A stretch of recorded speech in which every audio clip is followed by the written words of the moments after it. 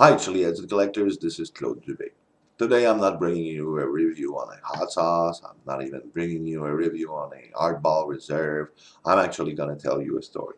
Now, this story will be about hot sauce and collectibles, since I will picture to you the first steps of a true childhead and collector into the world of hot sauce making, and that is Merle over at Hellfire Hot Sauce.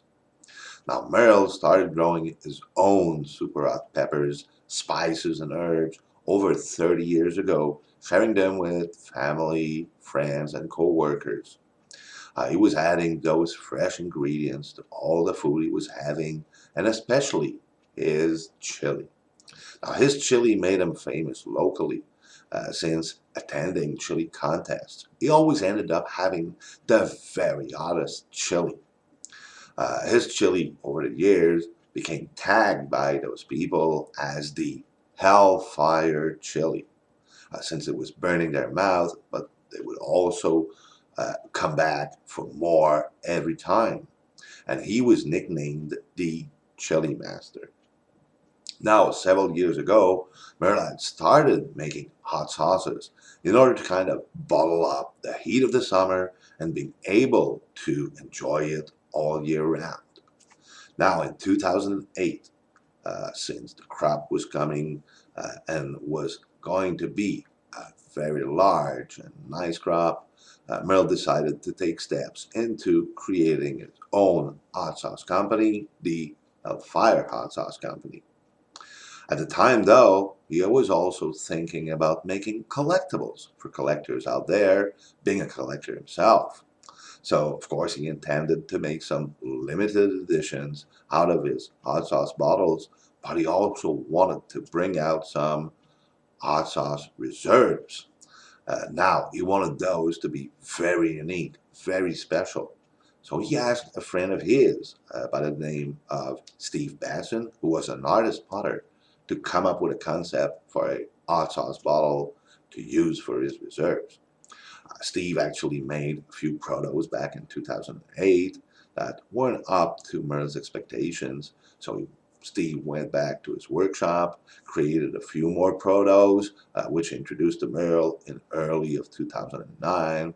Again, it wasn't exactly what Merle was looking for, so they both sat down and draw the final lines on the concept that Merle was looking for, so that Steve could eventually start production of those bottles.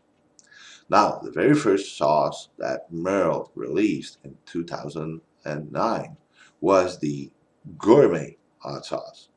And it looked just like this, the gourmet Hellfire hot sauce. Now, as you can see on their first batch, of course, it was the very first sauce made by Hellfire. And this one was part of a run, but that run of 12 bottles was not actually intended to be a collectible. Those 12 bottles were actually sent to reviewers across the United States for them to actually open up the bottles, enjoy the sauce, and make reviews on the sauce to let the world know that there was a new guy in town. The actual first run of bottles that was intended to be a collectible was the Gourmet Limited Edition, and this was a 50 bottle run. Now, I should point out that this run was actually sold on eBay, because at the time the Hellfire Company didn't have its own website. So they were all sold through eBay. But most of them were actually handed out to stockers that were now starting to place orders to have his sauces on shelf or to be distributed. So he actually threw in those bottles along with some of those stockers' orders as a freebie, a thank you bottle, for placing orders with him. Now, the second sauce he came out with was the Extreme Heat hot sauce. And again, it was using the same label as the Gourmet, though he actually made, again, a limited edition run for collectors, but this time it was a 25 bottle run. Now, Stockers were really starting to put in more and more orders for its sauces, and Merle realized his labels were a little dull, a little drab, so he decided to replace them. So the first one that was replaced was the gourmet label. It was replaced by this one here. Of course, the background was now, nice flames, since, of course, the sauces were made in hell. He also replaced the extreme heat label with, again, a background with flames.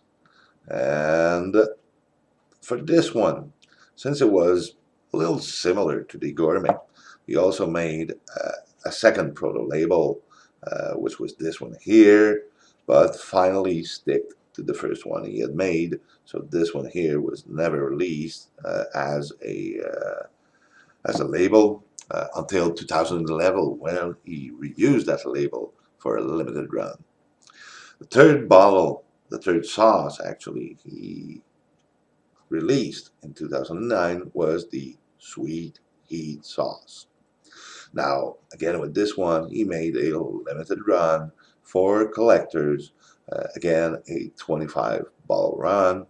And since this sauce, the Sweet Heat, was much milder than the first two, eventually it didn't really catch up. I mean, childheads were looking for very hot sauces.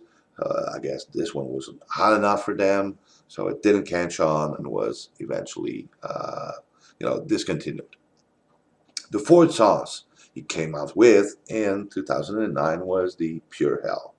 And this sauce would eventually become, at the time, his best-selling sauce. Again, Merle made a limited run of those for collectors, but this one was very limited since it was limited to 13 bottles only.